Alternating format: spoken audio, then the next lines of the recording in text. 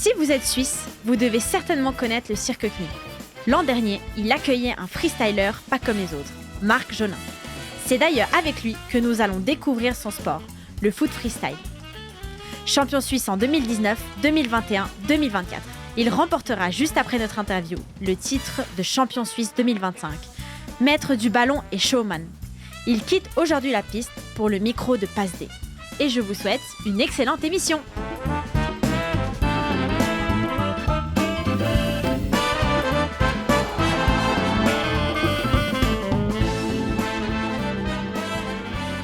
Alors Marc, bienvenue. On est très heureux de t'accueillir ici dans notre émission. Aujourd'hui, on va parler de ta carrière, on va parler de ton sport, le foot freestyle. On va aussi parler de ta dernière aventure avec le CNI. Mais avant ça, la question traditionnelle, comment est-ce que tu as commencé le foot freestyle ? Alors déjà, merci pour l'accueil. C'est cool d'être ici. Du coup, le football freestyle, moi j'ai commencé il y a 12-13 ans, plus ou moins, maintenant. J'ai toujours fait du football traditionnel pendant de mes 5 ans jusqu'à mes 17-18 ans.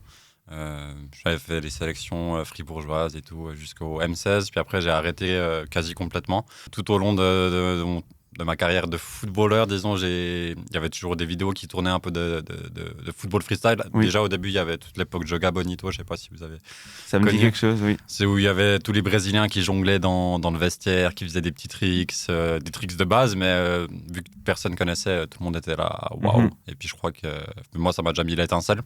Ça, c'était vraiment quand je faisais du foot.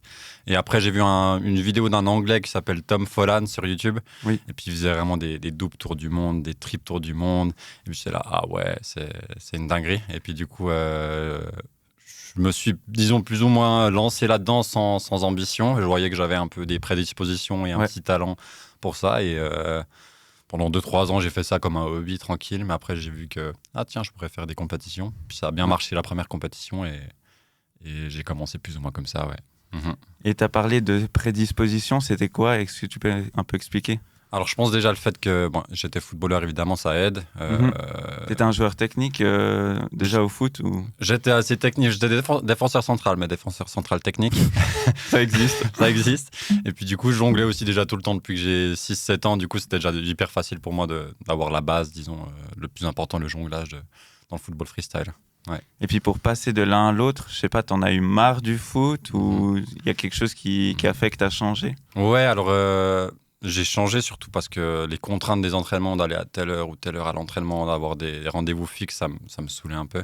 Et puis avec le freestyle, en fait, t'as juste besoin de ton ballon de chaussures de 3 mètres sur 3 mètres et puis tu peux t'entraîner quand tu veux et où tu veux. Et puis, si possible, pas de pluie. Si possible, pas de pluie. Tu peux toujours trouver des spots. C'est toujours le défi des freestylers, c'est d'aller dans des endroits puis de trouver un spot décent pour s'entraîner. Ouais. Et des chaînes YouTube comme Footstyle TV, ça te dit quelque chose ? Ou Sean Garnier, est-ce que c'est des inspirations aussi ? Ouais, bien sûr, je connais très bien. Alors, Footstyle, et Sean, c'était un peu les premiers à populariser ça, en tout cas dans la francophonie, disons.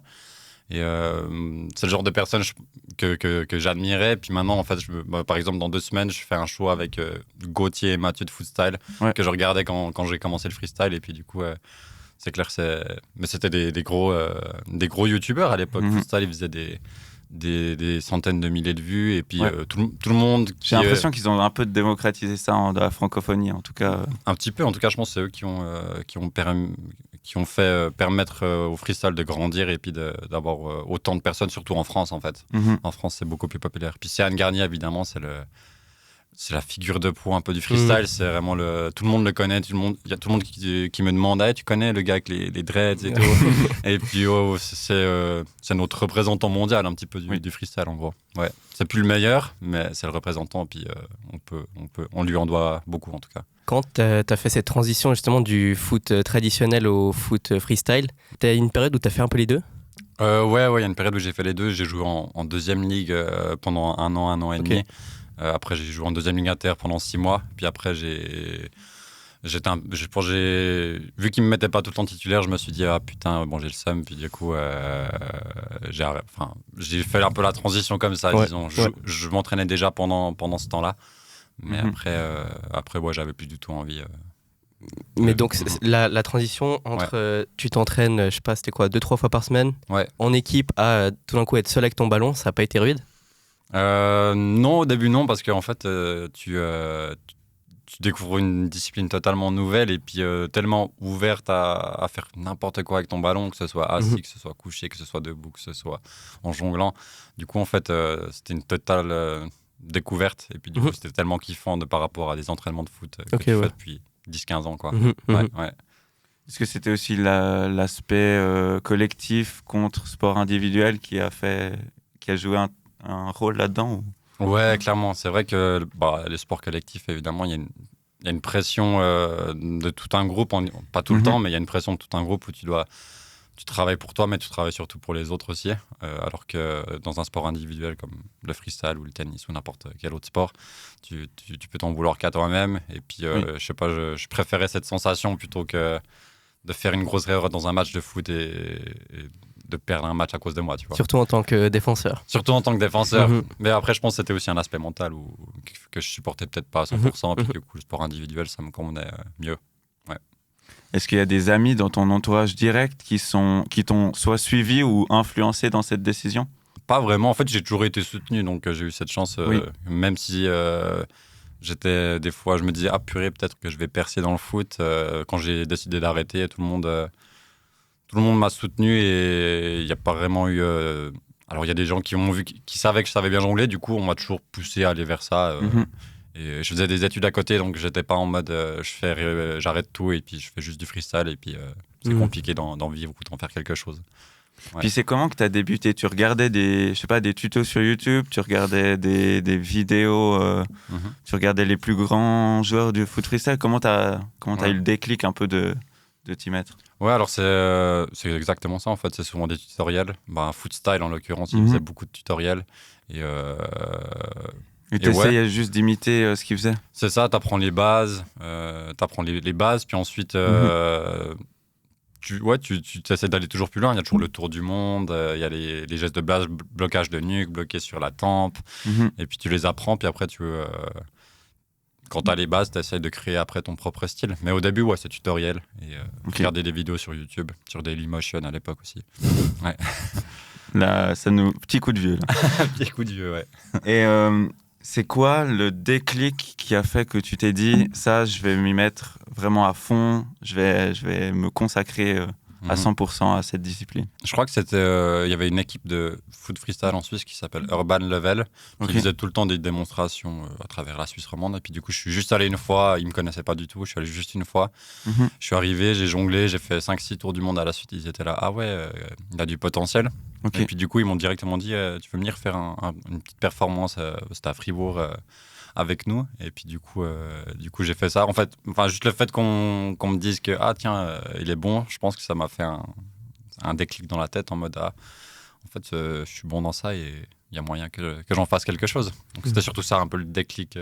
Du coup, si je comprends bien, il y a des collectifs en quelque sorte.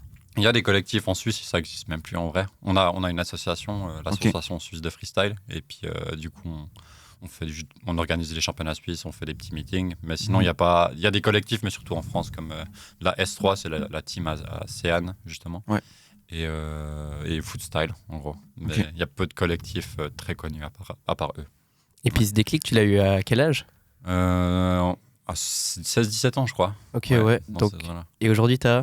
J'ai 29. Ok, donc ça fait un moment que tu as eu ce déclic. Et justement, à 16-17 ans, ça doit être hyper gratifiant d'avoir des grands, entre guillemets, comme ça qui te disent viens essayer avec nous. Bah ouais, c'est incroyable parce que en plus des gars, ils faisaient des gestes vraiment de base, mais j'étais là, waouh. Du coup, je me suis dit, ils sont trop forts. Et du coup, juste me demander d'aller faire une performance avec eux, pour moi, c'était abusé. Du coup, il y a tous mes potes qui sont venus voir. Et puis, trop bien. Ouais, j'ai toujours eu du soutien. Et puis, c'était juste la bonne rampe de lancement pour me donner à fond là-dedans. Ouais. Et du coup, toi, tu viens du foot, on l'a compris, mais est-ce que tu as eu des influences de la danse ou d'autres disciplines qui ont fait que tu t'es créé un style personnel de footballeur freestyle ? Alors, il y a beaucoup d'inspiration d'autres freestylers qui m'ont influencé dans mon style. Après, il y a aussi beaucoup de breakdance, en vrai. On peut pas, évidemment, on pourra jamais recopier ce qu'ils font en termes d'acrobatie, mais il y a des gestes de base que tu peux imaginer avec un ballon. Et là, du coup, là, j'ai pu m'en inspirer pour certains gestes. Et puis pour juste la musicalité, c'est beaucoup plus dur dans le freestyle d'avoir de la musicalité parce que tu as un objet. Mais du coup, tu essaies quand même de prendre certaines inspirations de la danse en général. Est-ce qu'il y a une notion de rythme un peu ou pas vraiment? Si, il y a un peu, surtout au plus haut niveau en vrai. Quand tu es débutant ou intermédiaire, c'est dur, c'est quasi impossible de t'adapter à la musique. Mais quand tu as un haut niveau puis que tu as un contrôle super élevé, disons, là il y a moyen. Oui, parce qu'il faut être super précis du coup, logiquement. C'est ça, exactement. Puis sur les compétitions, plus tu as la musicalité, plus tu arrives à faire des gestes sur les beats. Plus tu peux choquer le public, même si c'est des petits gestes. Si tu es juste sur le son, ça fait toujours de l'effet. Ouais. On a parlé beaucoup donc de foot freestyle, mais en fait, c'est quoi le foot freestyle? Alors purement, c'est une discipline qui se fait avec un ballon où tu peux jongler le balancier, le jongler dans n'importe quelle position, couché, assis, debout, sur la tête, avec n'importe quelle partie du corps. Y compris les mains? Alors en compétition, non, mais en performance, oui, tu peux le faire avec les mains, tu peux ajouter les mains. Mais, donc il y a quand même cet aspect du foot qui reste. Oui, exactement. Tu peux pas vraiment toucher des mains, en tout cas en compétition. Mais c'est aussi un sport et un art, parce qu'il y a tout ce côté battle et compétition, mais aussi tout ce côté performance où tu peux créer une performance sur une musique avec de l'émotion, pas forcément avec des gestes super difficiles, mais beaucoup plus visuels. Et c'est ce que j'ai fait au Cirque CNI en l'occurrence. Du coup, ça se rapproche un petit peu comme la danse aussi finalement. Ouais. Et c'est quoi un peu les gestes de base de la discipline? Les gestes de base, il y a le tour du monde. Faut que j'explique peut-être pour que... Oui, ça peut être bien. Le tour du monde, c'est toucher avec le pied et essayer de faire tourner la jambe autour du ballon et la récupérer sans qu'il tombe par terre. Il faut savoir que c'est un geste qui semble déjà hyper difficile et pourtant tu dis que c'est un geste de base, donc c'est assez impressionnant quand même. Ouais, c'est vrai que c'est des gestes de base, puis en fait, faut tellement les travailler au début, c'est trop dur, mais après dès que tu le maîtrises, tu peux facilement après t'améliorer. Par exemple, toi, tu as mis combien de temps à le maîtriser? Tour du monde, après il y a tout le monde qui essaye déjà un peu quand on est petit, tu sais. Du coup, mais pour le maîtriser, vraiment le faire tout le temps, ça m'a pas pris longtemps, en vrai peut-être 5-6 semaines. Mais à m'entraîner quasi quotidiennement, quoi, dans mon jardin, tranquille. Et à persévérer jusqu'à ce que tu y arrives. Ouais, voilà, exactement. Ouais, c'est ça. Et puis, est-ce qu'il y a plusieurs catégories de compétition ou c'est un peu tous les mêmes? Il y en a plusieurs. Il y a tout ce qui est battle, évidemment, comme au breakdance, où tu as 3 rounds de 30 secondes chacun, et où après, tu as 5 juges qui décident qui c'est qui a gagné. Mais tu as aussi des compétitions, on appelle ça les routines. Les routines, c'est vraiment tout l'aspect chorégraphie dans ce cas-là. C'est où tu arrives, au championnat du monde, il y a donc ces catégories-là. Mais tu arrives avec une choréo, avec ta musique, et tu la présentes à des juges. Mais du coup, les juges ne feront pas la difficulté, mais plutôt le storytelling, le visuel et tout. Puis sinon, tu as plein d'autres petites compétitions annexes. C'est tout ce qui se fait avec justement les tours du monde. Par exemple, ça s'appelle le Sick Tree. C'est où on doit faire une combinaison de 3 gestes de tour du monde, donc de lowers, c'est comme ça qu'on les appelle dans notre discipline, tout sans jongler. Du coup, il y a aussi la compétition Ironman, c'est où on doit faire le plus de tours du monde sans jongler, disons normalement, et celui qui tient le plus longtemps, il gagne tout simplement la compétition. Tu connais le record? Record, c'est un gars qui a fait il y a 2 ans au championnat du monde, c'est 2 minutes 30, 2040, je crois, dans ces eaux-là. Ah oui, ça porte bien son nom, Ironman. On est sur de l'endurance, là. Exactement, le contrôle, l'endurance. Mais c'est assez intéressant à regarder. Et puis, on l'a vu avant sur l'écran, vous étiez à 2. Ça existe aussi des formats de compétition à plusieurs? Ouais, il y a aussi les doubles routines, en fait. Double routine, c'est justement comme les routines, une chorégraphie, mais en duo. Et ça, c'est aussi... Il y en a moins qui font que les battles. Les battles, par exemple, si on a un championnat du monde... on peut s'inscrire, ou même vous pouvez vous inscrire. Il y en a peut-être 400-500 personnes, puis les doubles routines, il n'y en a peut-être pas beaucoup. Il y aura peut-être 20 duos qui vont proposer ça. C'est vraiment, les battles, c'est vraiment la main competition, la principale. Et puis les restes, c'est des sous-catégories, disons. Bon, on sait ce qu'on fait la prochaine fois. Oui, exactement. Moi, j'avais rien de prévu ces vacances. C'est en août, si jamais. Oui, à Prague, il paraît. Cette année, c'est à Londres. Ok. Chaque année, c'était à Prague, mais cette année, c'est à Londres. Donc, je reviens sur l'idée de catégorie. C'est mixte ou c'est garçons et filles? Comment ça se passe à ce niveau-là? Alors non, c'est garçons et filles. Il y a quand même une petite encore différence de niveau entre les hommes et les femmes. Parce qu'il y a une différence aussi de nombre de personnes, tout simplement, qui font. Ouais, aussi, il y a une différence du nombre de personnes. Puis le foot, en soi, ça a toujours été... il y a toujours eu plus d'actifs chez les hommes. Et puis, du coup, c'est clair. Enfin, ça fait du sens. C'est dans la logique que dans le freestyle, il y a aussi moins de femmes. Mais elles ont un super niveau aussi. Puis c'est vrai que certaines se rapprochent aussi de certains tops mondiaux. Donc, finalement, il n'y a pas trop de raison de faire une séparation à ce niveau-là. Ouais, alors je pense quand même que pour l'instant, c'est encore légitime de le faire. Parce que si tu prends les 16 meilleurs du monde hommes et les 16 meilleurs du monde femmes, il y a quand même en moyenne une grosse différence. Il y a juste peut-être 2-3 femmes qui peuvent pas prétendre à un titre de mondial chez les hommes, mais à être dans un top 16 ou un top 32 mondial. Ouais. Les personnes qui vous jugent, c'est des anciens de la discipline ou c'est des gens qui sont peut-être issus du milieu de la danse ou c'est des randoms un peu? Non, c'est des gens issus du freestyle. C'est souvent des anciens, des légendes un petit peu qui viennent juger. Il y a toujours 5 ou 3 juges. Au championnat du monde, on en a toujours 5. Okay. Ils jugent 5 critères. Il y a tout ce qui est difficulté, exécution, contrôle, originalité. Ouais. Donc si tu répètes les mêmes moves tout le temps, ça va te pénaliser un peu. Exactement, ouais, c'est surtout ce que cherchent tous les freestylers au niveau mondial, c'est vraiment de trouver des nouveaux gestes pour pouvoir surprendre et pour pouvoir juste ne pas se répéter au fil des battles. Ouais. Est-ce qu'il y a des gestes qui te sont personnels? Oui, j'en ai quelques-uns quand même. Moi, j'ai un flow quand même assez personnel où j'ai repris des gestes qui existent, mais je les ai mis un peu dans mon propre style. Mais sinon, oui, j'ai quand même 5-6 gestes signature, comme on dit, dans mon arsenal. Et tu as un domaine où tu es meilleur que les autres, où tu peux te distinguer? Ouais, c'est tout ce qui est au sol. Okay. On appelle ça les sit-down dans le freestyle. Au sol, je sais que je peux prendre... ça va être peut-être arrogant, mais prendre quasi tout le monde dans le monde, quasi. Je pense. Et quand tu dis au sol, enfin, décris-nous un peu plus. Ouais, c'est vrai que ça peut paraître un peu flou, mais du coup, au sol, c'est tout ce qui est vraiment assis, jongler assis, poser le ballon sur la semelle dans n'importe quelle position, le faire spinner un petit peu sur ta semelle, jongler, tourner. C'est pas que assis, les fesses sur le sol, c'est vraiment... tant que t'es pas debout, en fait, on appelle ça du sit-down, en gros. Ouais. Est-ce qu'il y a des compétitions spéciales pour ce type de foot freestyle ou c'est toujours une partie de la chorégraphie?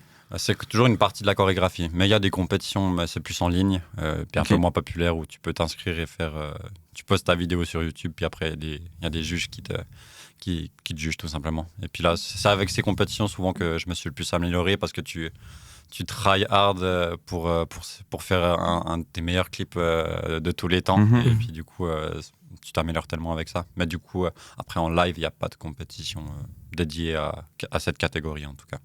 Ouais. Et tu as parlé des championnats du monde. Ça se passe comment? C'est un concours sur plusieurs jours? C'est un mélange de plusieurs styles ou comment ça se passe un peu?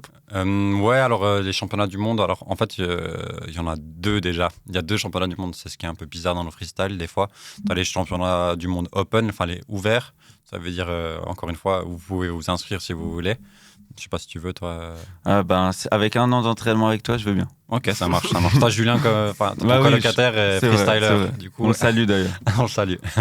Mais il y a les championnats du monde ouverts où là, du coup, tout le monde peut s'inscrire. Mais c'est la compétition la plus prestigieuse parce que tout le monde du monde entier en général vient. Et la gagner, c'est vraiment être... t'es au sommet du freestyle, du coup. Ok. T'as aussi les championnats du monde organisés par la Fédération mondiale. Les WFFC, ils appellent ça, World Freestyle Football Championship. Et puis là, tu dois te qualifier. Et puis, tu as des qualifications par continent. Chaque année, ils font une compétition par continent. Et par exemple, en Europe, il n'y a que les 5 meilleurs qui sont qualifiés. En Asie, 2. Enfin, par continent, il y en a plusieurs qui se qualifient. Du coup, un peu plus difficile à atteindre, surtout en Europe où le niveau... La concurrence est rude. Ouais, elle est très, très rude, ouais, exact. Et puis, comment tu te qualifies dans ces qualifications européennes? Là, tu peux. Alors là, c'est ouvert aussi, en l'occurrence. Ouais. C'est ouvert. Là, cette année, c'est à Nice, en France, mais chaque année, ils changent de pays. Ouais. Moi, j'ai un peu l'image, mais c'est peut-être un cliché, que ce sport est fait pour les Brésiliens ou les Sud-Américains. Est-ce que c'est le cas ou il y a un peu des surprises, on va dire? En vrai, non, il y a des surprises. Alors, il y a eu 2 champions du monde du Brésil, mais aujourd'hui, Il y en a un qui fait partie des meilleurs du monde, mais c'est pas le cliché en mode il y a 10 Brésiliens qui sont dans le top 10 mondial. Ok. C'est très divers. Par exemple, la Pologne sont super forts. On pourrait pas penser à la Pologne en premier. Ouais. Le Japon aussi. Puis après en France, c'est peut-être le meilleur pays dans le freestyle au monde. Mais peut-être justement d'où l'influence de Footstyle et de Céane peut-être. Mais c'est très divers. Même en Suisse, on n'est que 2. Mais finalement, il n'y a pas beaucoup de freestylers dans le monde. Puis du coup, on arrive à être Enfin, on n'est pas que 2 freestylers, mais on est 2 dans le top mondial. Et puis du coup, on arrive à être quand même attractif sur la scène mondiale. Mais non, alors le Brésil, c'est pas le cliché. C'est pas forcément les meilleurs. Ok. Mais tu as une certaine explication à ça? Parce que justement, il n'y a pas trop de logique avec le foot traditionnel, du coup. Ouais, c'est vrai qu'il n'y a pas de logique, mais je pense que c'est juste que c'est tellement différent. Puis le freestyle est accessible, mais pas si accessible que ça, dans le sens qu'il faut tellement de persévérance juste pour... parce que tu dois maîtriser tellement de gestes, et puis des fois, les gens perdent assez vite la patience. Donc je pense que finalement, si tu arrives à juste être dans un pays n'importe lequel et puis te donner les moyens pour y arriver, même je pense vous, si vous vouliez peut-être... commencer maintenant. Je suis sûr que si vous persévérez, vous pourrez atteindre un bon niveau. Faut juste de la patience. C'est ça. Faut juste de la patience. Du coup, il n'y a pas vraiment de règles, en fait. C'est pas genre... Oui, et puis la porte d'entrée, elle est peut-être plus dure dans le sens où il faut patienter et persévérer sans cesse, mais moins dure parce que au bout d'un moment, si tu y arrives, après, tu peux plus... Enfin, j'ai l'impression, tu peux plus vite intégrer les meilleurs. Ouais, voilà, exactement. Ou en tout cas, t'en rapprocher. Alors que dans le foot, c'est tellement dur. Oui. Tout le monde au Brésil joue, je pense, mais juste pour être dans un centre de formation au Brésil, ça doit être une galère, une grosse galère. Mais justement, j'en profite pour rebondir. Est-ce qu'il y a des centres de formation de foot freestyle dédiés spécifiquement? Non, pas vraiment. Enfin, centre de formation, c'est un grand terme, mais il y a des écoles de freestyle. Disons, il y a des gens qui donnent des cours. Moi, j'en ai donné aussi. Et c'est assez populaire en vrai dans beaucoup de pays. Est-ce qu'il y a des clubs qui organisent ça, qui ont des structures dédiées, ou c'est pas vraiment? Pas vraiment encore. J'avais eu des premiers contacts avec le Team AFF, donc c'est le centre de formation de Fribourg. Puis eux, ils voulaient peut-être commencer à faire ça, finalement, ça s'est pas fait. Mais du coup, il y a des gens qui s'y intéressent, mais il y a beaucoup de jeunes qui nous contactent justement parce qu'ils sont fouteux et parce qu'ils veulent améliorer leur technique. Ils aimeraient apprendre un peu le freestyle, juste apprendre à contrôler un peu mieux le ballon. Et puis, du coup, souvent, les deux se complètent. Nous, ça ne servira à rien d'aller faire du foot. Par contre, les footeux, évidemment, ça peut leur servir pour la technique. Ça, c'est sûr. Et est-ce qu'il y a une communauté foot freestyle? Genre quand vous vous croisez, vous organisez des trucs ensemble, est-ce qu'il y a un esprit du sport, du fait que vous êtes relativement peu? Ouais, c'est un sport quand même relativement communautaire, disons. Il y a beaucoup alors un peu plus à l'époque, mais il y avait beaucoup de meetings où, par exemple, pendant cette semaine-là à Amsterdam, on fait un meeting et puis souvent il y avait 50, 100 freestylers qui se rencontraient de toute l'Europe. Et puis même en Suisse, en soi, on fait des petits meetings à 5, 10. Et c'est toujours les petits moments cool parce que tu t'entraînes tout le temps tout seul. Donc quand tu arrives à rencontrer les freestylers, puis à discuter, à t'inspirer, c'est le côté super motivant du sport. Mais ouais, c'est très communauté. Tu as pris avec toi ton ballon. Je te laisse déjà nous le décrire un peu. Ouais.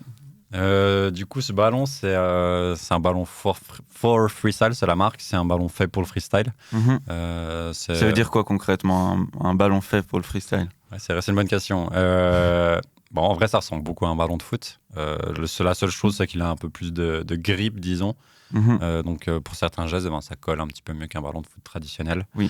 Mais après, contrairement au foot aussi, on peut le dégonfler un peu, on peut le gonfler comme on veut. Si on veut qu'il soit complètement plat, on peut le dégonfler complètement.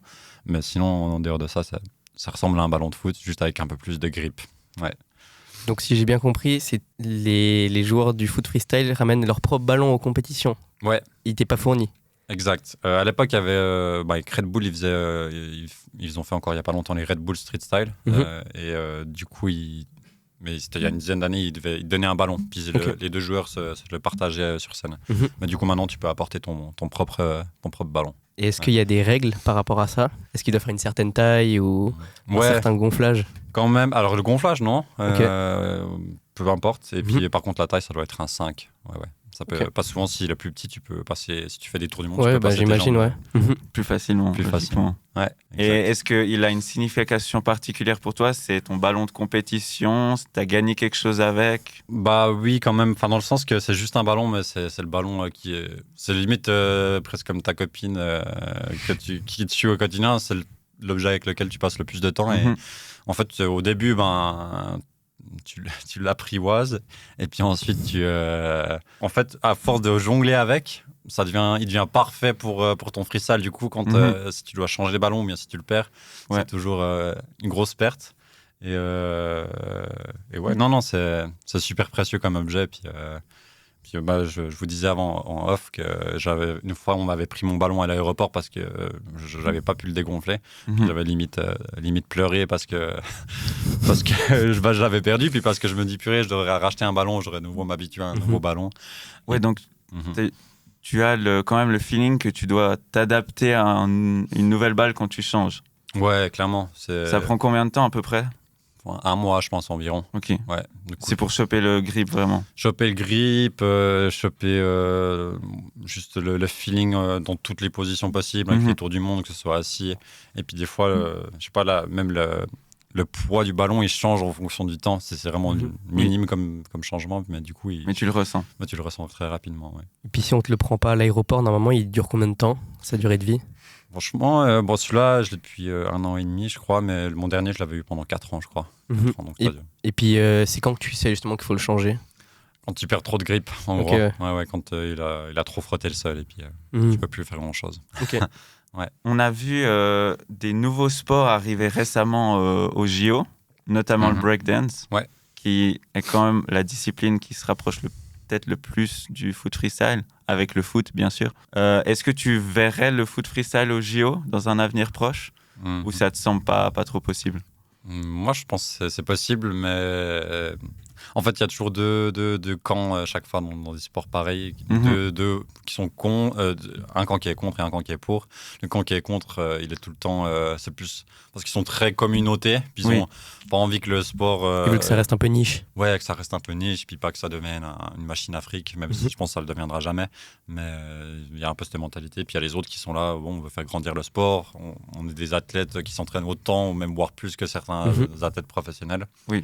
Et puis du coup, moi je suis plutôt dans ce camp-là. Puis je pense que ça peut être que bénéfique, parce que quand tu t'entraînes des 20-25 heures par semaine, c'est clair que on n'a pas de salaire en freestyle, quasi à part avec des performances, mais aux compétitions, il n'y a quasi pas de cash prize. Du coup, avoir les Jeux Olympiques, c'est une vitrine. C'est une vitrine incroyable. Donc, moi, je suis totalement pour. Est-ce que tu penses que ton sport gagnerait à avoir plus déjà de visibilité et ensuite plus de pratiquants? Oui, je pense clairement. Ouais. Je pense que ça aiderait tellement. Mais après, en soi, sur les réseaux sociaux, il y a des gens il y a des influenceurs qui ont des millions d'abonnés dans le freestyle. Et puis, en soi, le sport est bien mis en avant. Mais je pense que, encore une fois, c'est un peu la difficulté d'être fort. Ça prend du temps, disons. C'est pas comme au foot où tout d'un coup, après 3-4 ans, tu sais plus ou moins bien jouer. Oui. Le freestyle, c'est plus sur 7, 8, 9 ans où t'es bon. Non, mais je pense que les Jeux Olympiques seraient tellement une rampe de lancement incroyable pour le sport. Et je crois que chaque sont en train d'essayer d'être mis en place. Oui.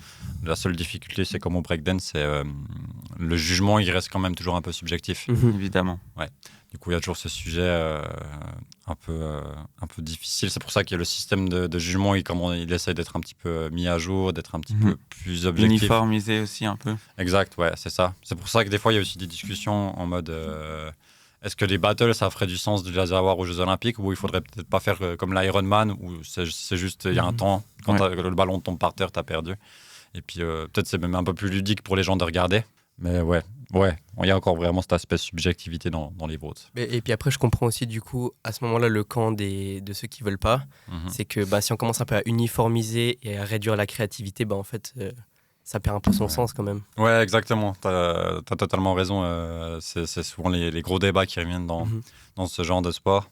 T'as des gens qui sont très dans le côté artistique et qui eux, prônent la créativité. Par exemple, là, En général, on a des rounds sans limite de temps. Et là, la Fédération mondiale a remis des 30 secondes par round. Et puis, du coup, les gens qui sont plutôt dans ce sens-là, ou bien certains des meilleurs du monde, ils ont dit mais 30 secondes, ça ne permet pas de montrer concrètement notre flow, de prendre notre temps pour écouter la musique rapidement et puis de s'habituer à être sur la musique.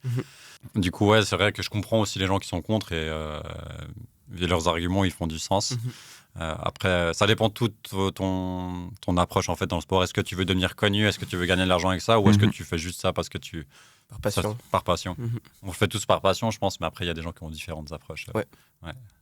Et du coup, si j'ai bien compris, quand vous êtes en compétition, il y a une musique qui vous est imposée ou c'est vous qui choisissez? C'est imposé, il y a un DJ comme au breakdance. Et vous avez connaissance avant de passer ou c'est sur le moment où vous devez un peu improviser? C'est sur le moment, ouais. Okay. Sur le moment. Mais après, c'est vrai que la musique, il y a encore beaucoup de gens qui font pas du tout attention. Même moi, des fois, j'ai encore de la peine. C'est tellement dur d'être dans son flow et puis en même temps d'avoir la musique. Mais c'est presque plus pour l'ambiance. C'est plus pour l'ambiance finalement, ouais. Mais du coup, après, quand tu arrives à être sur la musique, voilà, ça fait toujours des moments incroyables, quoi. Ouais. On va parler maintenant de ta carrière plus en détail. Tu as été multiple champion suisse, je crois. Ouais, 3 fois pour l'instant. Qu'est-ce que ça représente, ces accomplissements pour toi? En vrai, c'est fou. D'un côté, il y a un truc où je suis trop fier de moi, mais d'un côté, je me dis... En fait, après, quand les gens te demandent il y a combien de participants, j'en dis 10. Et du coup, je suis là, les gens, ils sont là. Ah, ok, bon, bravo quand même.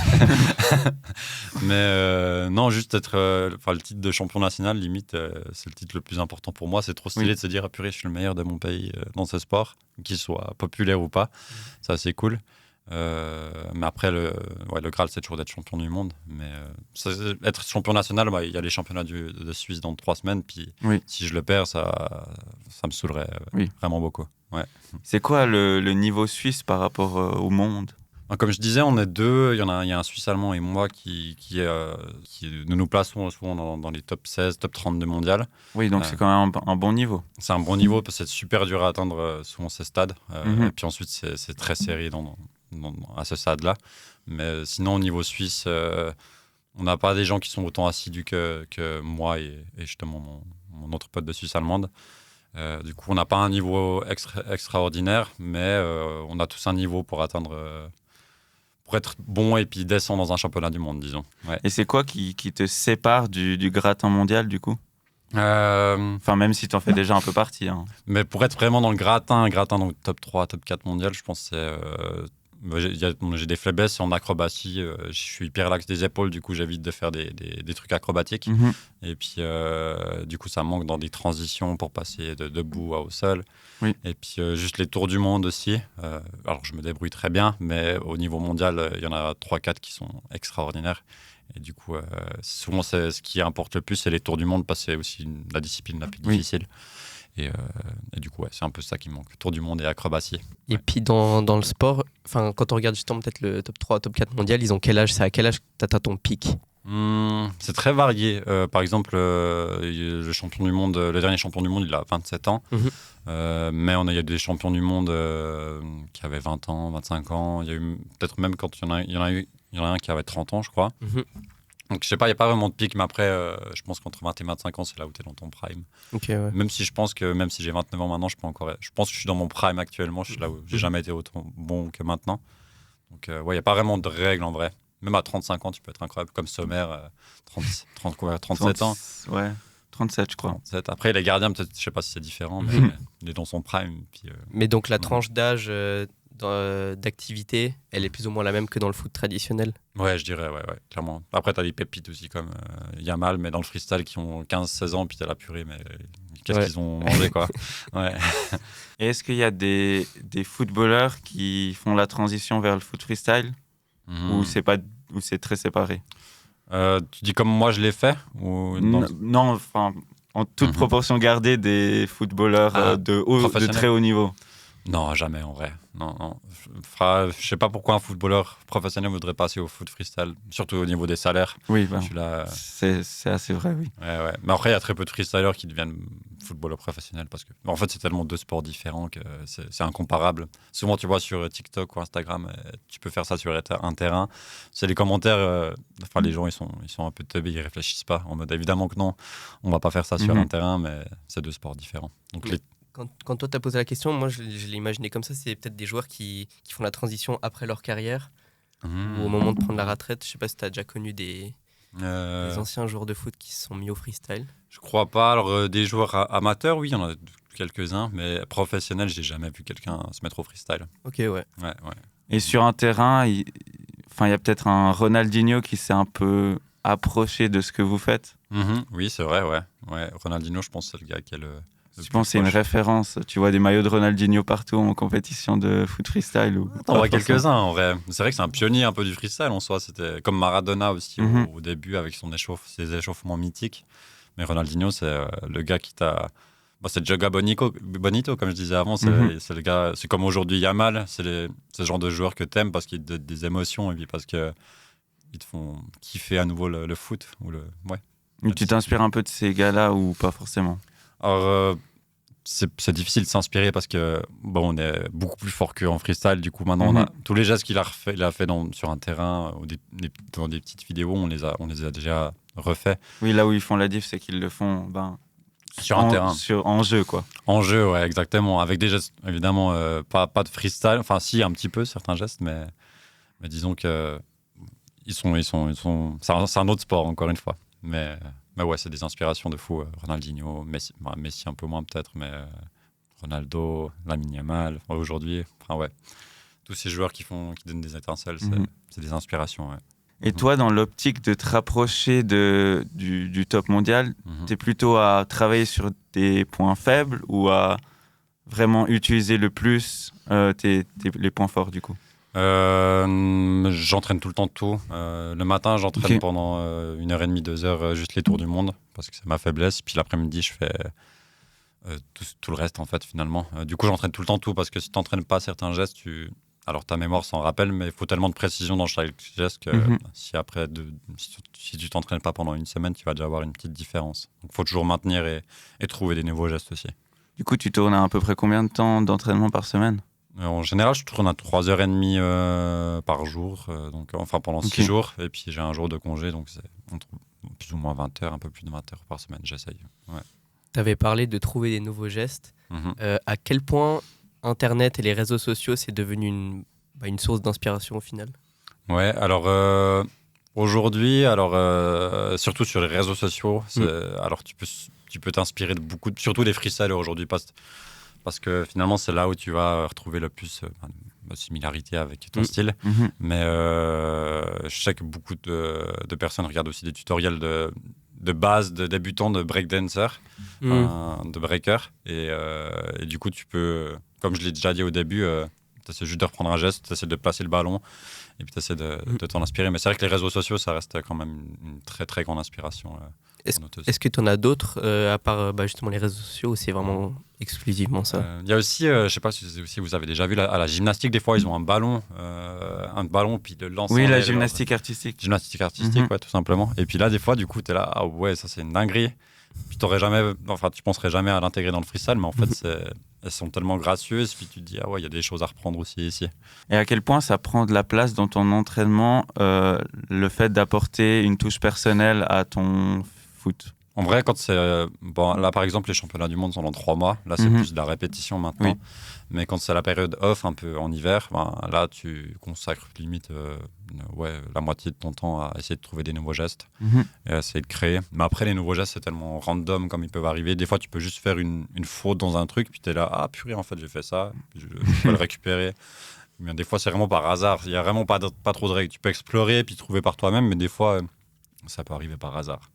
Ça peut être juste dans ta tête avant de dormir, t'es là, ah ouais, t'es en train de te faire un schéma, puis le lendemain t'essayes et tu te rends compte que le corps humain n'arrive juste pas à faire ça. Aussi, ouais, exactement. C'est ton collègue qui t'a dit ça? Non, c'est... T'as deviné? Oui. Parce que je me demandais s'il avait la même chose. Mais ouais, c'est vrai que des fois, t'imagines un truc trop stylé dans ta tête, puis le lendemain, tu dis ah ouais, non, c'est impossible en fait. Ouais, t'as raison. Est-ce qu'il y a des fois en compétition, tu te dis ah, le salaud, il a trouvé un move incroyable que j'aimerais trop réussir à faire? Ouais, clairement, c'est arrivé. C'est encore arrivé la semaine passée avec c'est que le champion du monde. Il a juste trouvé un geste et je me suis dit ah tiens, j'aurais pu trouver ça, puis t'as un peu le seum. Puis du coup, tu recopies pas les autres, c'est déconseillé, puis tu te fais un peu roaster si tu reprends les gestes des autres, surtout au top niveau mondial. Oui. Ouais. Et au niveau du déroulement de la saison, du coup, ça se passe comment?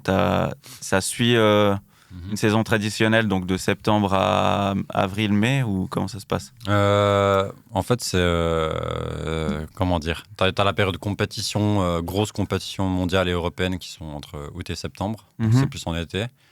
Et le reste de l'année, t'as pas grand-chose finalement. Enfin, t'as plein de petites compétitions internationales en Europe, enfin par-ci, par-là. Mais le reste du temps, c'est entraînement tout le temps. Puis il n'y a jamais vraiment de période off, en fait. Tout le monde s'entraîne tout le temps. C'est pas comme au foot. Enfin, je sais pas, je connais pas parfaitement, mais au foot, souvent, t'as peut-être 2 semaines de vacances où là, tu te reposes. Oui. Là, dans le freestyle, en fait, si tu t'entraînes pas pendant une semaine, tu culpabilises, puis tu as l'impression de perdre du terrain sur tes rivaux. Du coup, c'est trop dur de s'arrêter. Puis c'est une addiction aussi, en vrai. Donc, tu t'arrêtes jamais. Ouais. La façon dont toi tu parles, je suppose que tu es tout seul. T'as pas un coach ou autre, ou je me trompe? Non, j'ai pas de coach. Ouais, c'est vrai que, en fait, on a un groupe à peu près de 4-5 freestylers où avec les 2 champions du monde, en fait, on voyage beaucoup ensemble, puis on est très potes. Et puis du coup, on s'envoie tout le temps des clips, certains clips avec des nouveaux gestes, ou juste pour, par exemple, là, les championnats du monde approchent. Du coup, je lui envoie, ça, ce sera mes 3 rounds pour les 8e de finale du championnat du monde. T'en penses quoi? Tu penses que ça peut passer, etc. Ah oui, donc il y a quand même une solidarité entre vous, enfin une collaboration. Ouais, quand même. Ouais, clairement. Après, les 2 derniers champions du monde, ils s'envoient pas de clips par contre, parce qu'ils savent qu'il y a moyen qu'ils se rencontrent. Mais moi, après, je suis en mode outsider, et même si je leur montre mes gestes, j'ai quand même de l'ambition. Mais c'est vrai qu'on se partage quand même pas mal de choses. Et puis, t'as l'avis des meilleurs, du coup, c'est le meilleur avis. Ouais. Et pour ce qui est de la médiatisation du sport, à quel point c'est connu?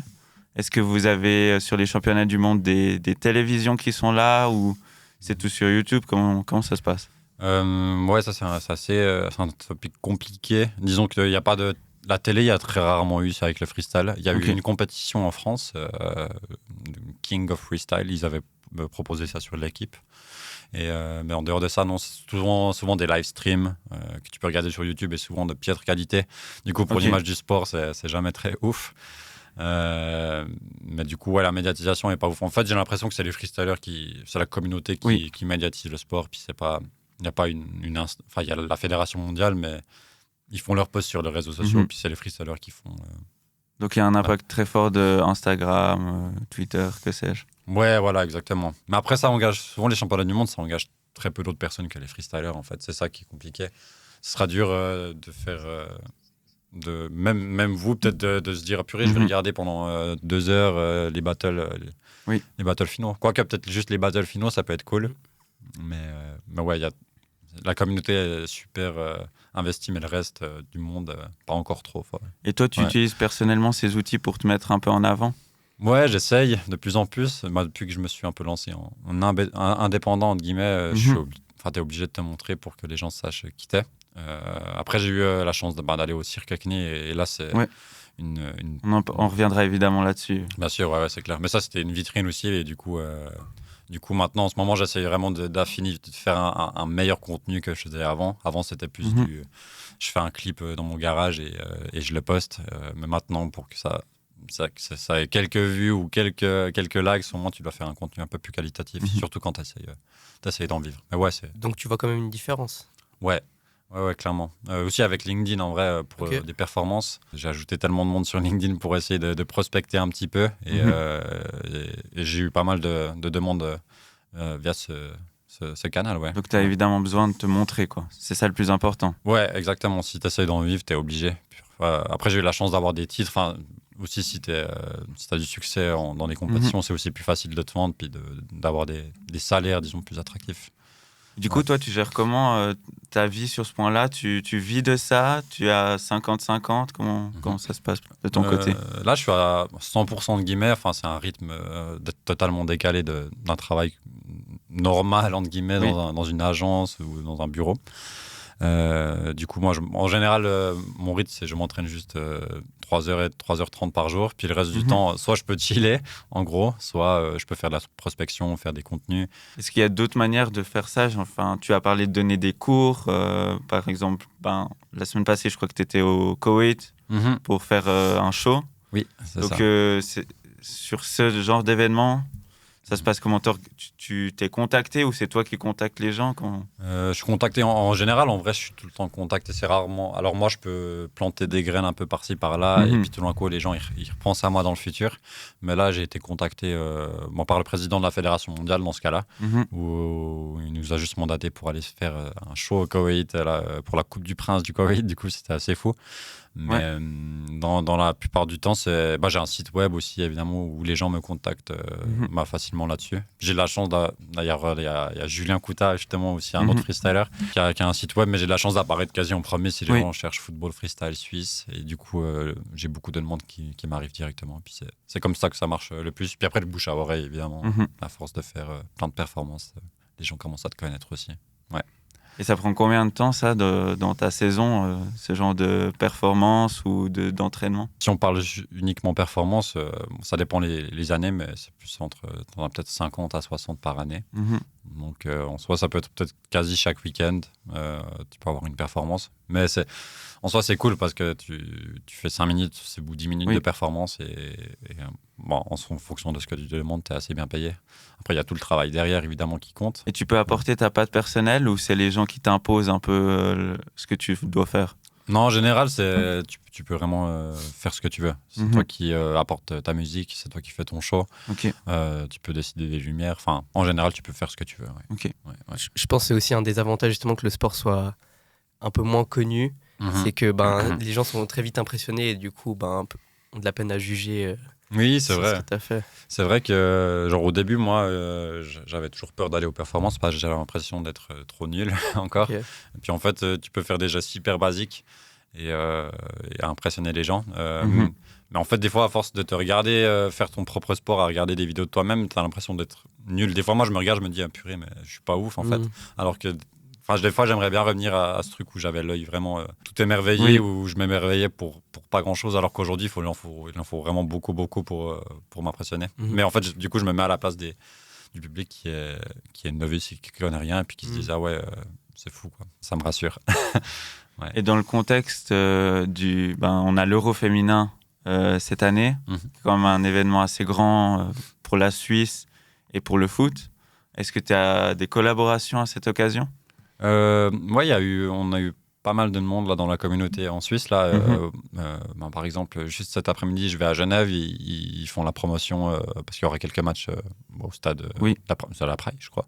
À la Praille, c'est juste. Du coup, on va faire dans la ville. Il y a des totems, des gros ballons de foot qui ont été plantés dans des points clés de la ville et on va faire quelques démos.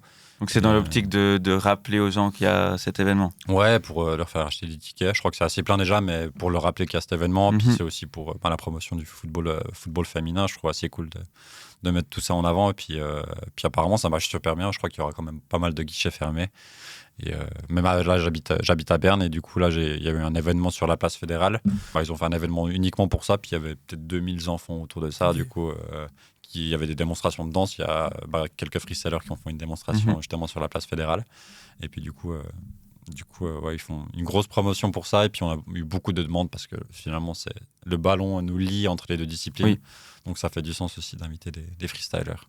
Et tu t'es déplacé à Berne juste pour le foot ou c'était pour d'autres raisons? Pour centraliser un petit peu, quand même un petit peu. Après, ça ne change pas beaucoup de Fribourg où j'habite avant, mais aussi après c'est des raisons personnelles. Ma copine qui va aller à Berne. Il y a quand même quelque chose de majeur qui est arrivé pour toi donc l'année passée avec l'appel du CNI. Quand ils t'ont appelé, quand ils t'ont contacté, c'était quoi ta réaction? Alors, c'était super aléatoire comme demande. En fait, c'était le 1er janvier, je crois, de l'année passée.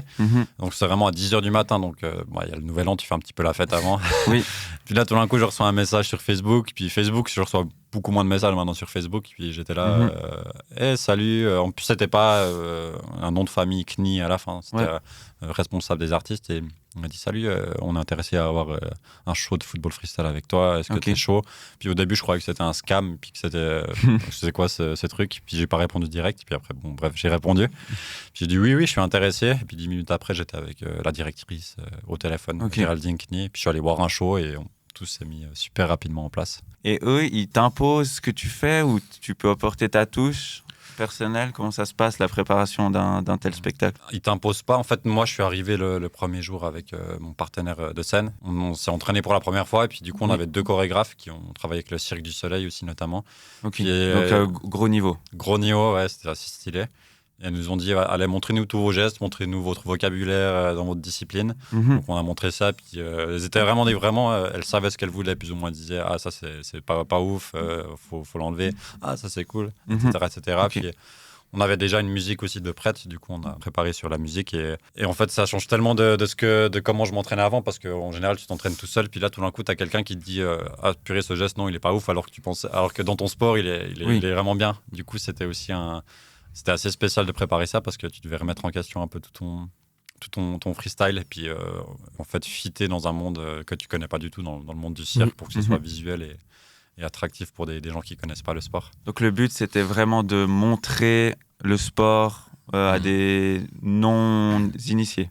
Ouais, ouais, exactement. Alors ça restait un show de super haut niveau, je pense, où on a fait, il y avait des passages en solo, des passages en synchro, des passages en duo, et alors non, ça reste du très haut niveau. Après, quand tu as 350 shows par année avec le cirque, tu es obligé d'avoir un show qui soit pas non plus trop difficile, parce qu'un ballon, c'est vite perdu.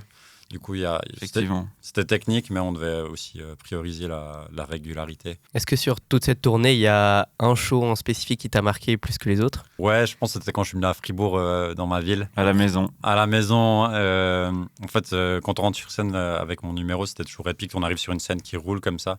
Okay. Et puis, du coup, en général, les gens, ils applaudissent pas forcément dans d'autres villes. Mais là, du coup, c'était limite... pas standing ovation, mais du coup j'avais gros applaudissements et puis ça donne un choc d'adrénaline, une dose d'endorphine assez abusée. Mais en fait chaque show le donnait, mais là c'était vraiment encore plus incroyable. Surtout que c'est un grand chapiteau, c'est 2200 personnes autour de toi, puis quand tu rentres dans cet endroit fermé, c'est toujours magique et assez impressionnant. Est-ce que cette affluence en termes de public, c'est quelque chose d'habituel ou c'était nouveau? Dans le freestyle, dans nos performances? Ouais. J'arrive pas à me rendre compte combien il y a de personnes au championnat du monde, par exemple. Non, en vrai, au championnat du monde, il y a moins de monde, ça c'est sûr. Ouais. Clairement, là, c'est une grosse affluence en soi. J'ai déjà fait des shows au milieu d'un terrain dans un stade, mais quand tu es vraiment au milieu. Là, tu es plus proche, les gens sont vraiment très, plus très proche. Les gens ils payent pour toi, ils viennent pour te voir, du coup, tu as aussi une pression où tu dois pas rater. Et puis, oui, ils sont pas en train de manger des frites à la mi-temps. Ouais, je sais pas quoi. En mode, ils parlent tranquille, puis ils regardent 2-3 secondes ton show, et puis après, ils arrêtent, tu vois. Là, c'est vraiment, ils payent le prix pour toi, du coup, tu es obligé d'assurer aussi. Tu peux faire des erreurs, c'est humain, évidemment, mais tu dois assurer. Puis quand tu as 2200 paires de yeux qui te regardent, tu dois être focus à 100%, quoi. Sur ce show, tu as été en duo avec un freestyler colombien, je crois. C'est juste. Comment il a été sélectionné et c'est quoi son niveau à lui? Déjà pour la sélection, en fait c'était pas aléatoire, mais du coup on a fait des compétitions avec Red Bull les deux. Et du coup je pense qu'ils ont cherché un peu via ce biais, via Red Bull, via des athlètes de haut niveau. Ils nous ont trouvés sur le site de Red Bull. Et ils m'ont vu moi, du coup suisse, allez, ils me demandent. Okay. Et puis ils ont pris après Boyka, qui est super athlétique, assez beau gosse et tout. Et puis du coup le contraste entre blond aux yeux bleus et puis un peu un latino de Colombie, de Medellín, je pense qu'il kiffait bien le contraste. Puis c'est ce qu'ils nous ont dit aussi. Mais c'est pas toi qui as eu le mot dans la sélection? Non, c'était pas moi. Mais du coup, Boyka, c'est un des meilleurs athlètes du monde de tous les temps dans le sport. Donc, du coup, non, c'était... On avait 2 athlètes de haut niveau avec 2 styles complètement différents, donc c'était trop stylé de pouvoir créer quelque chose ensemble.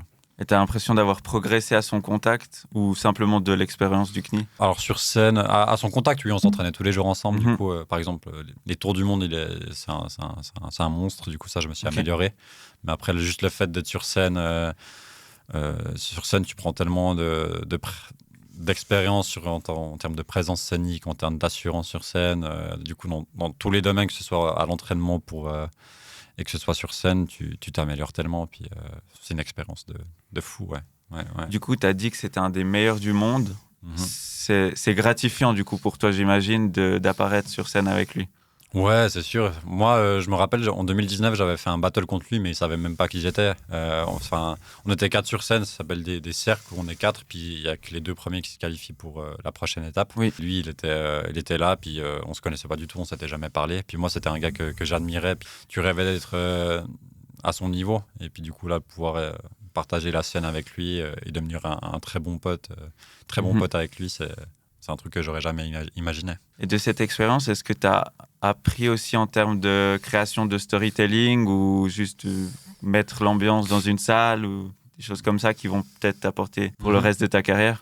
Ouais, clairement. Comme je disais, la présence scénique, elle s'est tellement améliorée en fait. Je suis un gars quand même en général assez timide, mais là, je sens que peu importe le show que je fais, que ce soit au CNI ou pas au CNI, j'arrive tellement à être plus confiant et juste mettre de l'ambiance, puis pas juste être le petit Suisse timide qui est humble et qui va pas se mettre en avant sur scène. T'es obligé d'essayer de prendre l'espace pour impacter les gens. Mais du coup, le CNI, alors ça a été un gros step-up pour moi pour ça. Ouais. Et puis je pense aussi, avec le nombre de personnes qui t'ont vu, t'as dit quoi, 350 shows par année, fois 2500 environ, ça doit faire beaucoup de monde qui te voit.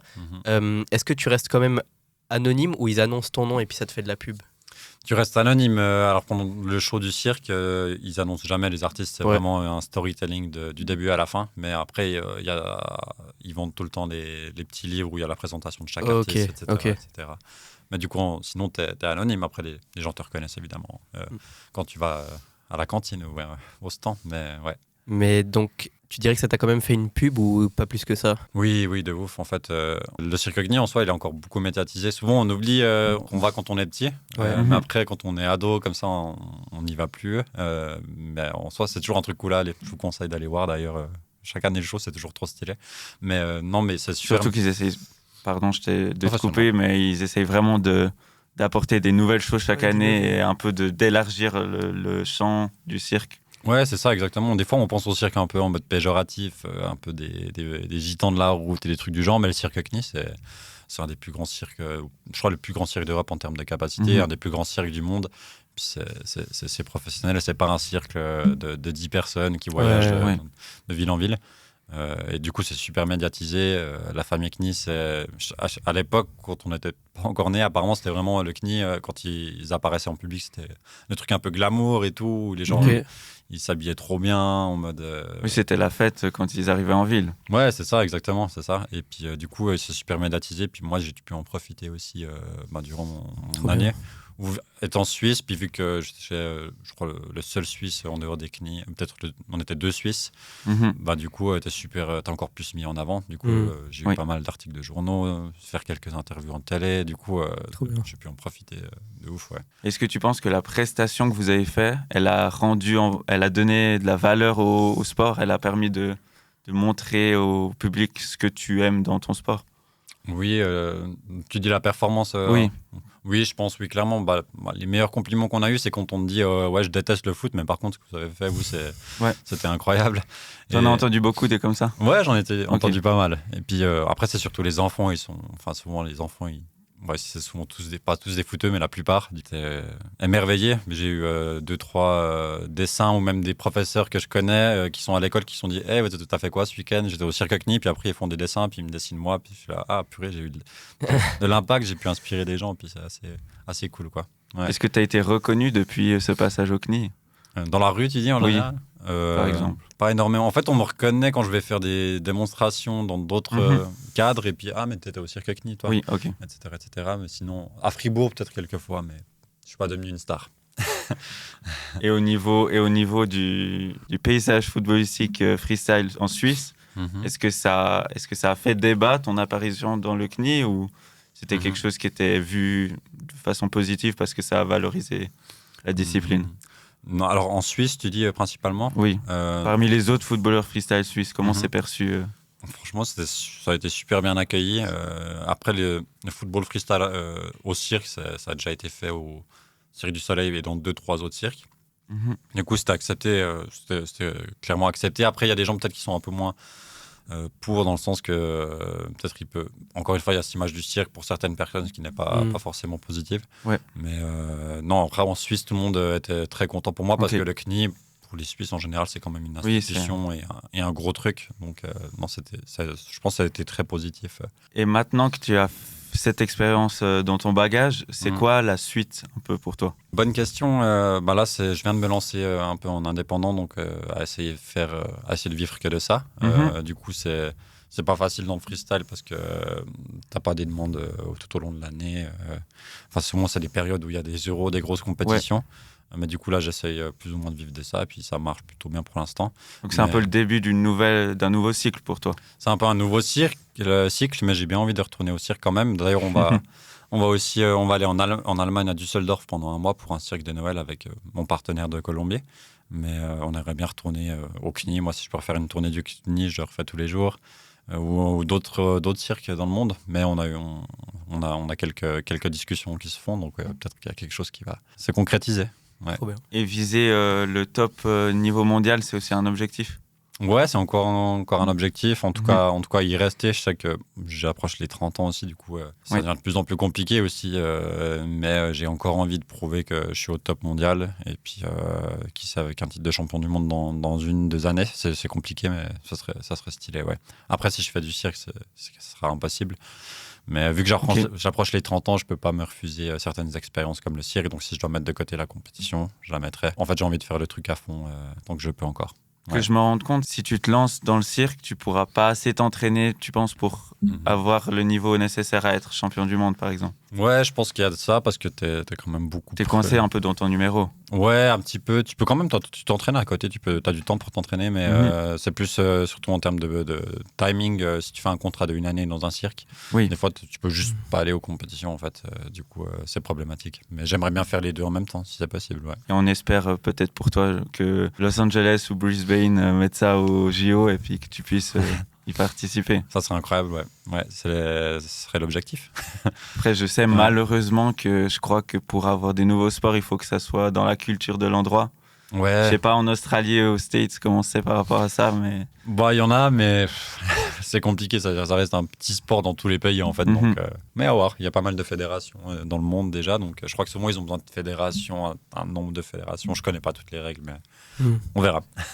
Écoute, merci pour cette interview. Je sais pas si Maxime, tu as encore des questions? Non, moi c'est bon, merci, ouais. Merci à vous deux. C'est vraiment un très bon moment.